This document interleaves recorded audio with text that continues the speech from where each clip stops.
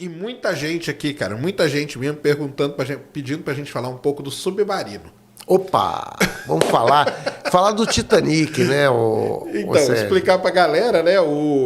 A empresa lá é uma empresa que faz isso, tá, cara? Não é o primeiro mergulho desse submarino, não. Ele já tinha mergulhado várias vezes.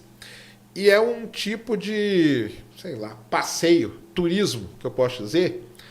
Do mesmo jeito que a gente tá falando do Coronado, né? Pra gente que tem muito dinheiro, visitar embarcações naufragadas aí pelo mundo afora. O cara tem esse gosto, cara. Pô, é mórbido, eu gosto de coisa né? que se eu falar, vocês vão falar, cara, o Sacane é maluco, então, mas eu gosto. Tem cara que gosta de ver barco naufragado. E só que se paga muito caro para isso. Esse submarino já tinha mergulhado aí. E aí ele foi mergulhar o Titanic, né? Para ver o Titanic. O Titanic, o problema dele, cara, é que ele tá muito fundo, né? É uns 4 mil. 4 mil? Chega a 4 mil, né? 4 mil.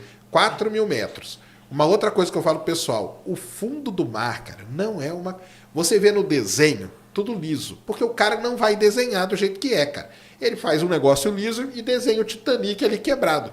O fundo do mar não é daquele jeito. Você tem montanha, você tem fossa, você tem, né? É um negócio todo complicadíssimo o fundo do mar. Lembrem do acidente da Air France, quanto tempo demoraram para achar a caixa preta, porque ela estava enfiada num desses lugares aí. Então, o fundo do mar é um negócio muito complicado. Os caras desceram lá, nem vi mais notícia e tal, mas estão lá. Então, eu acho que é quase impossível sair. Lá. Também acho. O comandante do navio que estava em cima falou que eles podem ter se prendido esse submarino, esse submersível, ele pode ter agarrado em algum lugar ali, ou no próprio Titanic, ou em algum canto, e aí vai ser muito complicado. Uma primeira coisa, tá, pessoal? Que tem muita gente falando que esse submarino levou a internet do Elon Musk. Ele não levou, cara. Porque a internet do Elon Musk é uma antena. Não tem como você descer uma antena dentro do mar, cara. E outra, a antena, para ela funcionar, ela tem que estar ligada num cabo. Não, tem até uma história interessante, Sérgio, que é o seguinte, essa área que eu mexi, né? Eu me formei. Então, o que acontece é o seguinte, a comunicação de submarinos, ela é feita em baixíssima frequência. Então, o que acontece, gente? Não há propagação no mar, você não consegue propagar dados em grande volume. Então, o que acontece? Se você for ver, tem até umas antenas, se você for no Rio, acho que tem umas antenas enormes, assim, que são comunicação em baixa frequência, ou seja, são poucos dados, é aquela coisa assim, A, B, C, é um negócio bem lento. Então, como que era feita a comunicação? Alguns submarinos desses, eles têm um cabo que une ao cara e que ele pode fazer um tráfego de informação. Esse submarino, que é o Tethered, né, que a gente fala. Esse submarino específico não tem cabo. Não tem. Né? Então, na realidade, é bastante temerário, né? Eu estava até lendo que teve um cara teve lá que um desses aí lá. que não quis ir, quando ele ficou sabendo como que era feito o submarino e tal. É um negócio meio experimental e não sei o quê. E o pessoal tá até brincando, falando que o do Iberê é até melhor. Eu não duvido, não, porque o Iberê tomou todos os cuidados com o submarino dele. Aí eu falo, que era movido ao joystick e tal. O ser movido ao joystick não tem nada, cara, porque o cara meio que ele quis mostrar que a simplicidade que é aquele equipamento que ele fez. Não tem nem escotilha, porque os caras iam ver numa tela de computador também, né? Mas aí, como eu falei, cara, não vou entrar no mérito do gosto, porque gosto cada um gosta daquilo que gosta, entendeu? Agora, o problema é esse, né, cara? É você descer num negócio que não tem todas as especificações. E aí começa, já tô até imaginando, Sérgio, na hora que acharem, porque vão achar, né? Na hora que acharem o submarino, se ele estiver preso no Titanic, vai começar a maldição do Titanic. Maldição. Já arriscar aqui, meia dúzia que já escreveu. Esse navio é amaldiçoado. Ó, tá vendo? Esse navio é amaldiçoado. É isso mesmo, tem isso também. Então, assim, estão falando que amanhã parece que a França ela é muito desenvolvida em equipamentos para buscar coisas. Isso vem desde do Cousteau, né? Exatamente. Vem desde o Cousteau lá. E parece que amanhã a França está levando um equipamento específico dela lá para poder vasculhar, para ver se ele tá preso ou não tá, se tá, o que aconteceu. Uns dizem que ele já implodiu, entendeu? Não dá para saber, nada disso, temos que esperar. Então não tem muito o que falar. Mas os caras foram lá para quê? Para ver o Titanic, né? E o Titanic? Você gostaria de ver o Titanic assim? Olha, eu vou te dizer, eu sempre gostei dessa história, escrevi até um artigo sobre isso, Sérgio. Porque O Titanic, ele, por trás dele, tem muitas coisas estranhas, né? Inclusive, tem um livro que foi escrito alguns anos antes, né? Que descreve muito do que aconteceu com o Titanic, né? E algumas características do próprio naufrágio, né? Que todo mundo já conhece pelos filmes e tal, mas tem uma característica específica chamada o navio misterioso, o Mystery Ship. E aí eu fiz um levantamento, porque aquela história mexe com astronomia. Então, qual foi a minha curiosidade? Qual era o céu na hora que ele afundou? Quando eu fui ver o céu, qual não era a minha surpresa? Quando eu vi que Marte estava se pondo. E aí tinha uma lenda de que as pessoas lá, muitas, disseram, não, vamos aguardar aqui, não vamos para os escaleres, porque a gente está vendo um navio. Entendi. Esse era um navio misterioso. Como ele estava abaixo no horizonte, parecia o farol de um navio. Exato. A minha suspeita, uma das suspeitas, é que é o seguinte, é que eles depois diziam assim, ele foi se afastando da gente. O que é se afastando? Exatamente. Foi se pondo, né, cara? E aí depois até denunciaram, porque eles acharam que era do Califórnia. Então, tipo assim, foi o comandante do Califórnia que foi embora. E, na realidade, depois, quando a gente achou o Titanic bem afastado da posição que ele fez o distress signal lá, o aviso, né? Porque foi o primeiro SOS, né? Sim. E aí, o que acontece? Hoje a gente sabe que não pode ter sido Califórnia. Então, cara, será que foi algum outro navio que ninguém sabe quem foi? Então, eu escrevi até um artigo, tinha lá no meu site, sobre isso, mostrando o céu naquele momento. Qualquer um pode fazer, gente. Pega o Stellarium, coloca a data, a hora do navio e vê no céu o local e vê no céu exatamente como é que estava lá. Tá entendendo? Vocês vão ver as constelações, tudo direitinho.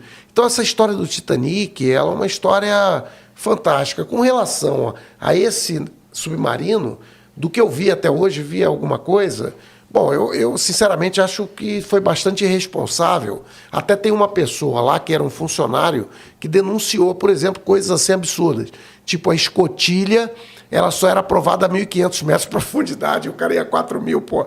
Então, só por fora também. No caso a gente sabe que não foi escotilha, porque, assim, supondo que esse bang-bang são os caras lá, na hora que arrebentou a escotilha, gente, ou alguma coisa assim, aquilo ali é instantâneo, não tem, ali a pressão é absurda.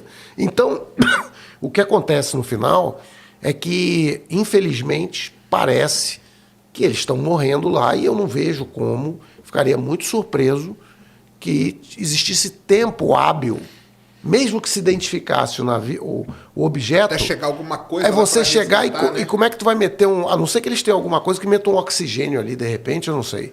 Mas acho que isso aí já vai ficar para a história. Realmente é uma situação complicada e tal.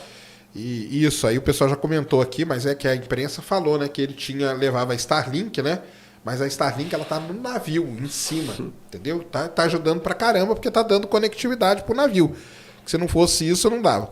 Aí o pessoal perguntou aqui, não tem nenhum telescópio que dá pra ver o Titanic? Não dá, cara, porque 4.000 metros de profundidade, você não tem luz. O telescópio funciona com luz. O nosso objeto de estudo do astrônomo é a luz.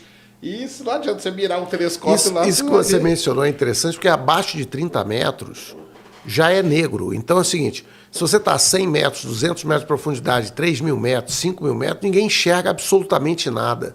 E se vocês forem ver, interessante, você já viu aquele que eles mandam lá para baixo? Aquele holofote para ver 3 metros de distância, cara, é um holofote desses de estádio de futebol. Os ROV então, que a gente chama. Eu já vi muito ROV, que eu trabalhei embarcado. E eu muitas vezes ia acompanhar o cara nos ROV ali, entendeu? Descendo e tal, porque às vezes prende uma coisa, às vezes tem peixe que prende na árvore de Natal, que você chega com esse ROV, com a garrinha dele, dá uma cutucada pro peixe sair e ir embora, entendeu? Podia descer um negócio desse? Poderia, mas aí são pouquíssimos que aguentam. O problema do Titanic é isso, galera. Ele profundidade é 4 quilômetros, cara. Então aguentar a pressão de 4 quilômetros não é... Esses ROV aí que a Petrobras tem funciona a 2.500, 2.800 no máximo, entendeu? De lâmina d'água. Não chega a 4 quilômetros. É pressão violentíssima, cara. É uma pressão violentíssima. Não é qualquer coisa que aguenta, né? Até que tem aquele negócio, não sei se você concorda, o pessoal fala, e aí tá tendo toda essa discussão agora. Por causa do... O pessoal tá corrigindo aqui. A gente tá falando de submarino, cara, só para simplificar, tá? A gente sabe, é o submergível e tal, mas estão falando isso só para... O pessoal tá falando assim, aí, ó, e aquele negócio, né, do que... O que você preferiria? Ficar preso num submarino a 4 km de profundidade ou numa nave espacial na órbita da Terra? E aí? Isso aí é uma coisa que vem logo na cabeça, né, quando a gente vê isso. Eu diria para você que eu acho que uma órbita em volta da Terra é mais fácil. Mas o pessoal fala, então, porque isso que o pessoal vai até cobrar de mim e falou, bem que você fala, né, cara? Eu falo, cara, o espaço não é tão simplista assim, tá? A resposta, mas o espaço é mais tranquilo, né?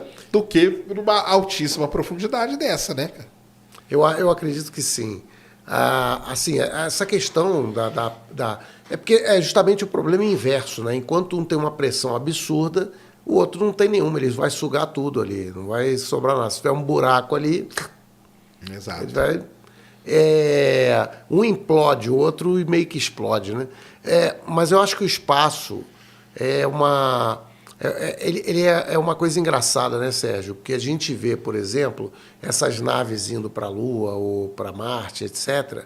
Na realidade, o cálculo em si das órbitas e tal, ele não tem uma sofisticação muito grande. O problema é tecnológico mesmo, né? Por exemplo, a falha dos equipamentos, né? Redundância. Tipo o que aconteceu na Apollo 13 lá, né? O cara...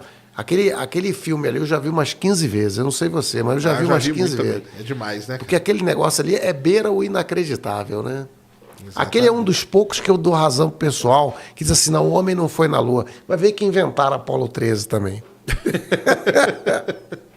Exatamente. Então é isso. O pessoal fala aí do que a gente fala. Não é que o universo a gente sabe mais do que o fundo do mar, cara. É porque... O fundo do mar tem toda essa complicação, né? Chega um momento que no fundo do mar não tem a luz que a gente precisaria. Não precisa ir muito longe, né, Sérgio? Sumiu um avião inteiro. Um 777, a gente não sabe onde é que está. Né? Se estivesse no espaço, a gente saberia. O carro do Elon Musk, a gente sabe onde é que está, aquele carro que foi lançado lá. É isso mesmo. Um cara escreveu aqui, se fosse no espaço, seria mais fácil achar o objeto. Mais ou menos isso. Ih, cara, como que fala seu nome aqui? Natsu, eu acho. O que acontece com o corpo de um humano se ele sair de um submarino a 4 mil metros de profundidade? Cara, esmagado, né? Imediatamente, né, cara? Porque qual que é aquela regra mesmo? A cada 10 metros... Não, como que é? A cada 100 metros é um ATM, né? A mais, não é isso? Eu não sei. Mas é uma coisa absurda. A regra do ATM, como que é um absurdo. Eu acho que a cada 100 metros... É uma atmosfera? Uma atmosfera a mais de pressão, não é? Mas é linear isso? Eu acho que é assim. Esse aqui, ó. Hã? O que ele fala aí? Aqui, ó. 1 ATM igual a 1,01.10 e 5. Não. Não é isso. Não. É que isso é uma atmosfera, né? É a pressão atmosférica aqui. Agora, ele quer ver com o peso da água, né? Porque conforme você vai afundando... Deixa eu ver se alguém falou o peso aqui, vai aumentando, né? Não, ele falou aqui, ó. A cada 10 metros é 1 ATM a mais. Então, se o cara tá a 4 mil metros, são 400 ATM, né? É uma pressão 400. Então, imagina, cara. É uma pressão 400 vezes maior que a pressão que você tem aqui. O seu corpo é esmagado imediatamente, né? Não tem. É esmagado imediatamente, né? Não tem essa, tá? Então, assim, é bem complicado mesmo. E você que tá assistindo esse vídeo aqui no Talk Flow, dá pra você virar membro, cara, do Flow agora. É um botãozinho do lado do botão de se inscrever. A gente faz um programa semanal só pros membros. Olha! Então, fique esperto aí. Se quiser virar membro, tá bem aqui do lado, é mó merreca, custa menos de R$8, irmão.